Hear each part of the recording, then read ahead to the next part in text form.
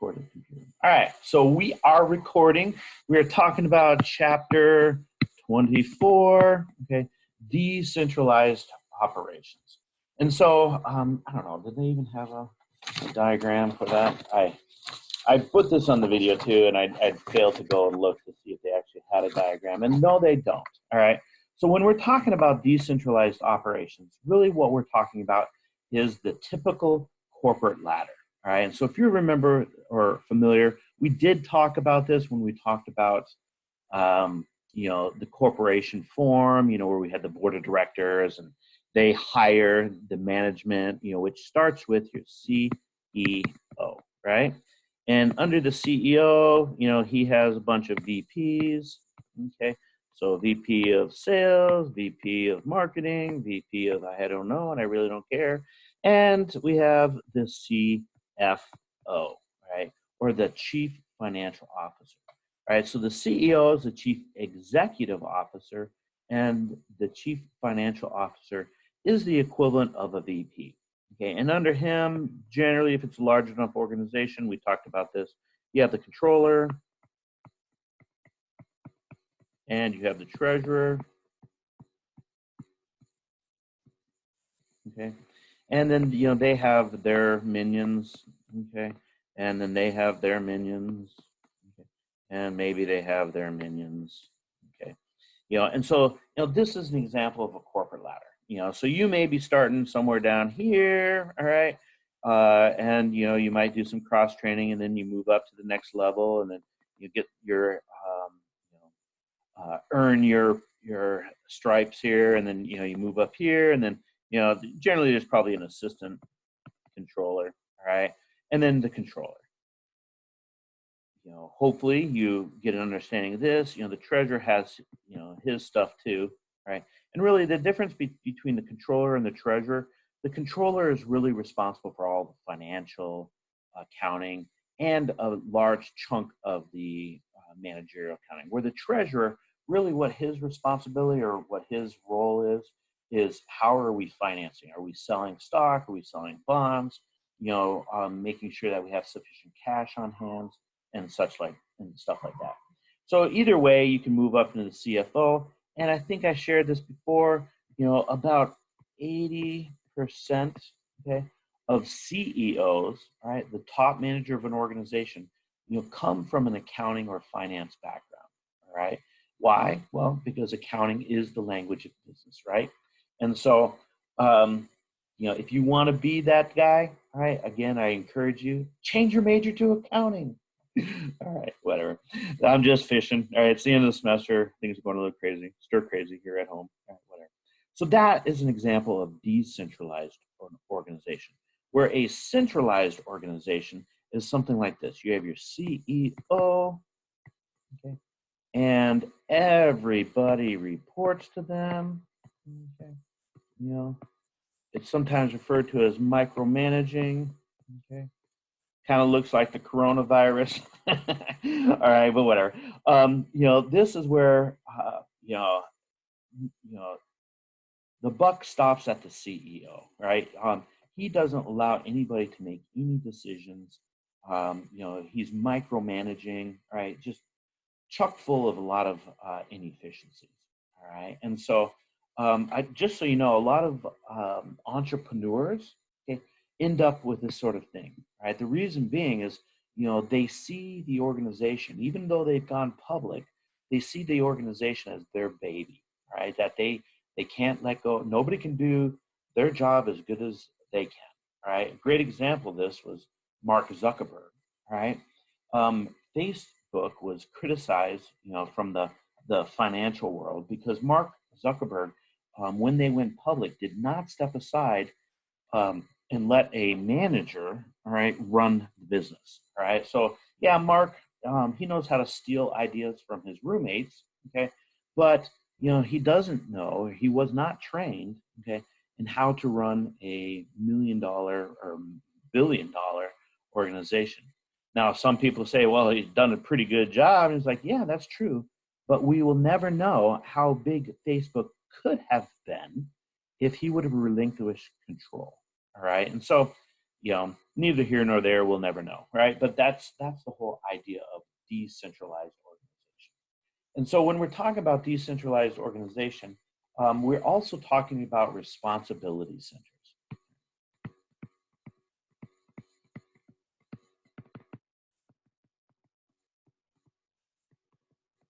Okay, and obviously, okay, if you're looking at a normal decentralized organization, these guys down here, they're responsible for making decisions, right, to the level that they're allowed.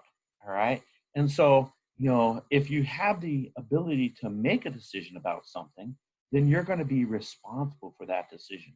Does that make sense? Okay, and so there's three responsibility centers. There's the cost center. Guess what they're responsible for? Yes, cost. All right. That's their only responsibility, is the management of costs. Then the second layer, all right, is the profit center. Yeah, my handwriting is wonderful, isn't it? Yes, they are responsible for costs, but they're also responsible for revenues. Whatever, that's a terrible looking E. All right. Come on, erase. Revenues. Okay. And then the third one, okay, is the investment center.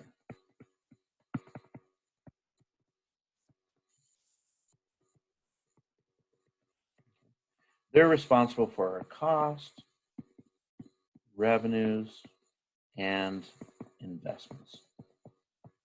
Okay. And when we're talking about investments, we're talking about equipment, buildings, things, areas that we might expand. Right? And so, in the video, I kind of go through each one of those things, but I did want to focus on the last two, because it's really kind of hard. Obviously, with cost, you're responsible for costs, and they give you examples of cost centers, like the accounting department, all right? And so, what costs would they be responsible for? And they give you an example, and it's really a good one.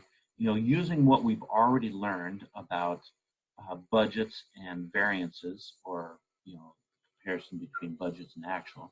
They walk you through the responsibility accounting reports for a cost center.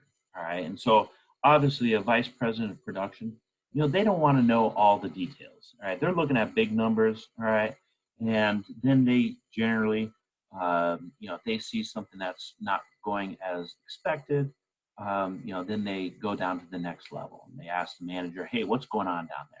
And then the manager, all right, has a little bit more knowledge, but then, calls up the supervisors of the different departments and asks, hey, what's going down there?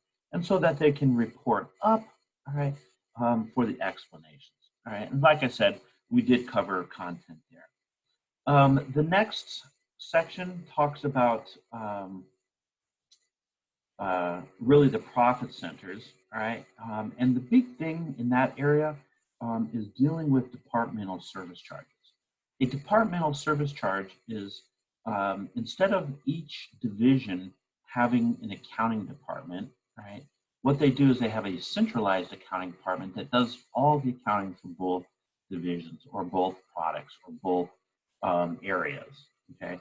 And the big thing, right, when it comes to departmental service charges on the exam, right, is, how do you account for those, right? And so they talk about, controllable revenues and controllable expenses. So, we have revenues and expenses that are controllable, right? That would then give you income before departmental service charges. Okay. And then, all right, we're going to subtract something, and then that will give us net income. Okay. All right. And so, all right, if we had, all right, let's just say 300,000, here, and we had 200,000 here. What is this? Okay. What is this as far as a something here? Okay. Obviously, I hope you see that. Yeah, 3,000 subtract 1,000 gives you 200,000. All right. So 300,000 subtract 100,000 gives you 200,000. All right. And so if this is income before departmental service charges, I'm betting that this is departmental.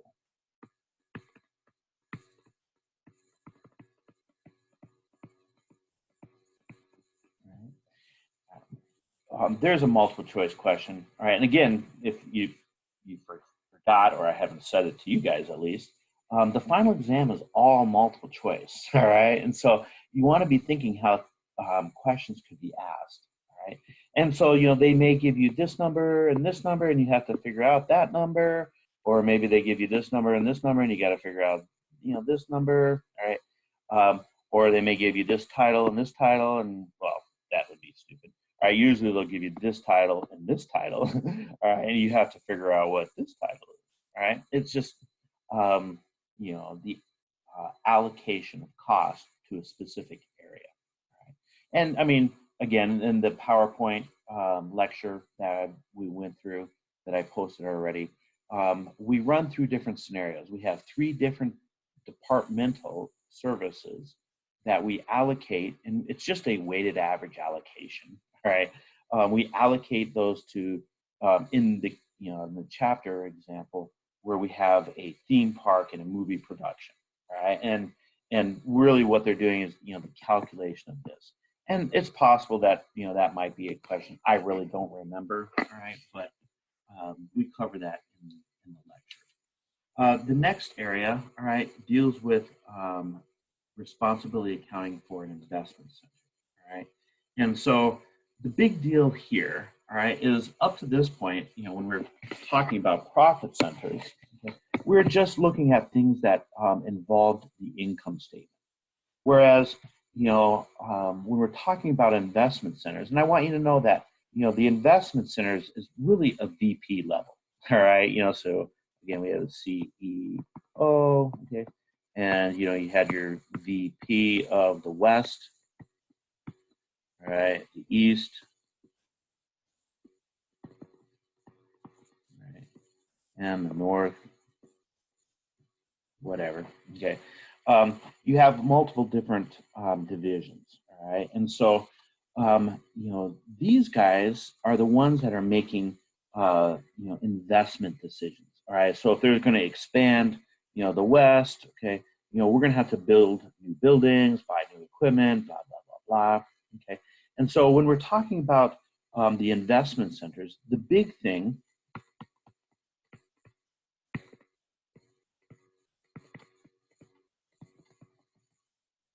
centers, whatever. Can't read my own writing. Okay, with the investment center, the big deal is the return on investment. Okay, return on investment, okay, consists of income from operations,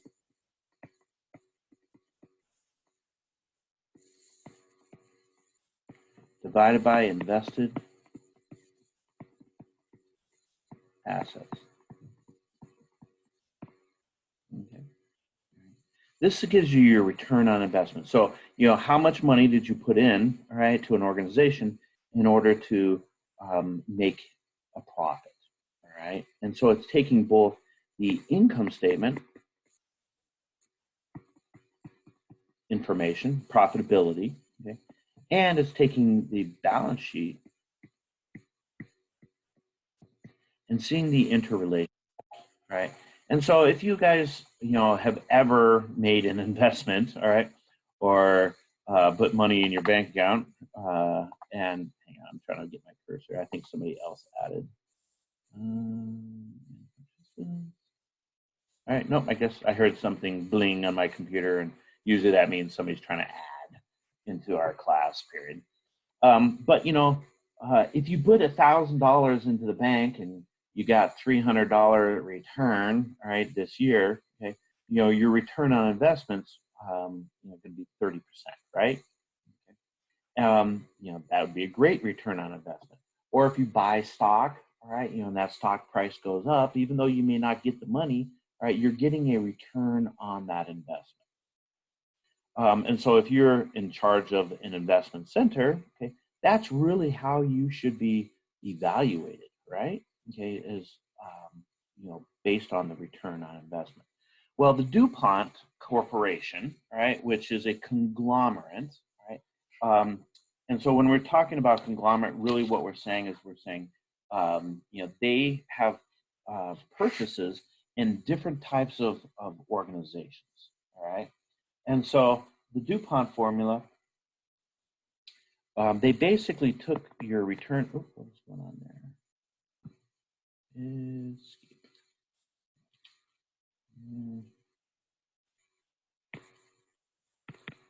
All right, whatever.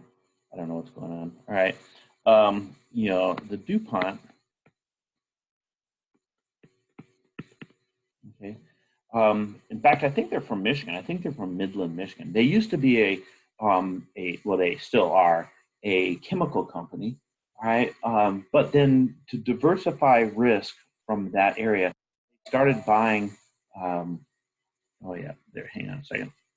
Rachel must have dropped out. All right, and I had to add her back. They, you know, would look at different corporations or companies in different divisions. And so they basically took this return on investment and broke it into two parts. Okay. The DuPont formula, all right, basically takes this and incorporates sales, all right? And so if you had income from operations, and you divided that by sales, okay, this is going to give you this thing called a profit margin.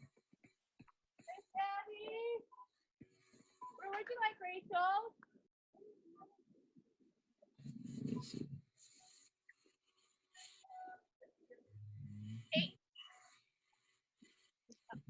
All right. Just had to mute somebody there. Sorry. All right. Oh, there's gone. All right.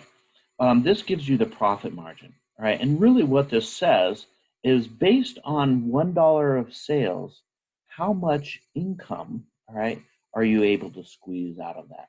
Okay. So the DuPont formula took, you know, the return on investment equation and they broke it into a profit margin and then, all right, an efficiency, which is an invested asset turnover ratio. And so they basically took sales, right, divided by invested assets. Okay, and this gave us the asset turnover ratio. Okay, which really is an efficiency thing. All right. So, and what this says is for every dollar in assets, we're able to generate a certain dollar amount in sales. And so let's work a problem. Okay, let me skip to the back. All right, and let's see. Why don't we work PE 24-3A. Here it says, using the data from, is this one I want? Oh, I'm sorry, that's not the problem that I want to work. Let's do 4A. 24-4A. This one says cash company has income from operations, all right, of 112,500, invested assets of 750,000, and sales of 1,875,000. Using the DuPont formula, all right, compute the return on investment, all right, and show the profit margin, the investment turnover, and the return on investment. All right, and so again, the DuPont formula, okay, takes the return on investment and that was income divided by assets. And it breaks it into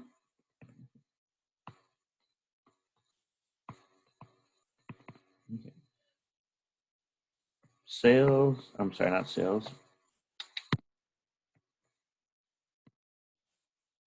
income divided by sales times sales divided by assets.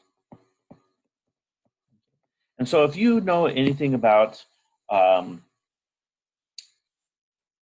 multiplication of fractions, all right, so in this case where we had, the profit margin, okay, if you have sales here and sales here, they offset each other, okay, and you're left with, the original return on investment. Right? And so all we need to do is drop in the numbers that they gave us, all right, and they said, hey, the income in this situation, all right, income from operations was $112,500.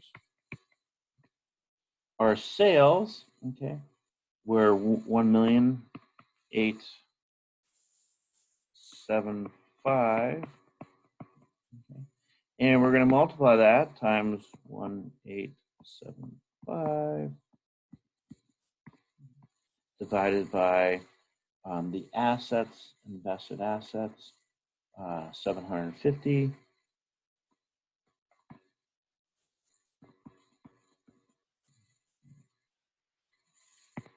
All right.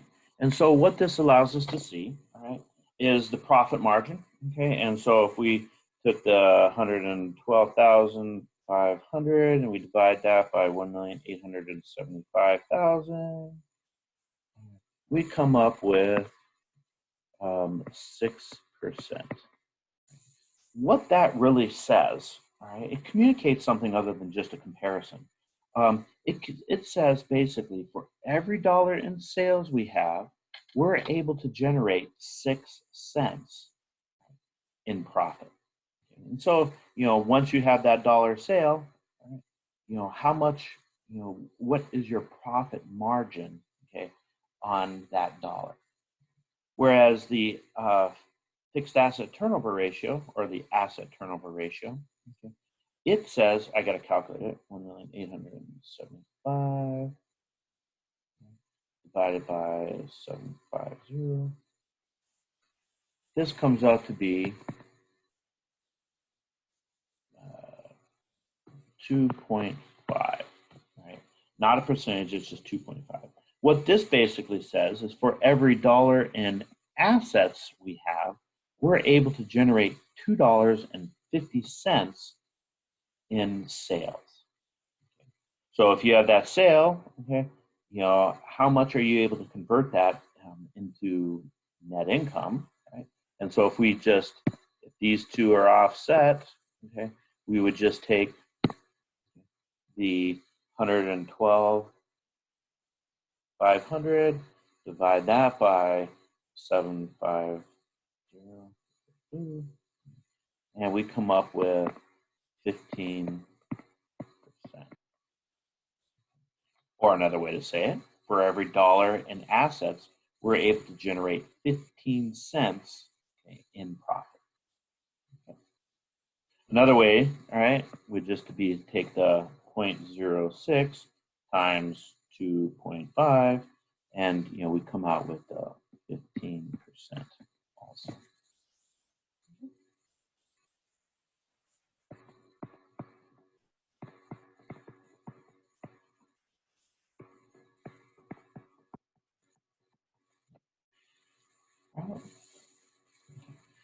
The chapter then goes into dealing with residual income, right? And residual income is very similar to this, all right? There are some benefits, okay? But what this allows us to do is to rank our different divisions or departments or product lines, right? And really see, how they stack up against each other. But I spent a sufficient amount of time recording that for you on the video that I posted already, so we will not rework that. And so let me turn off my recording. Find that.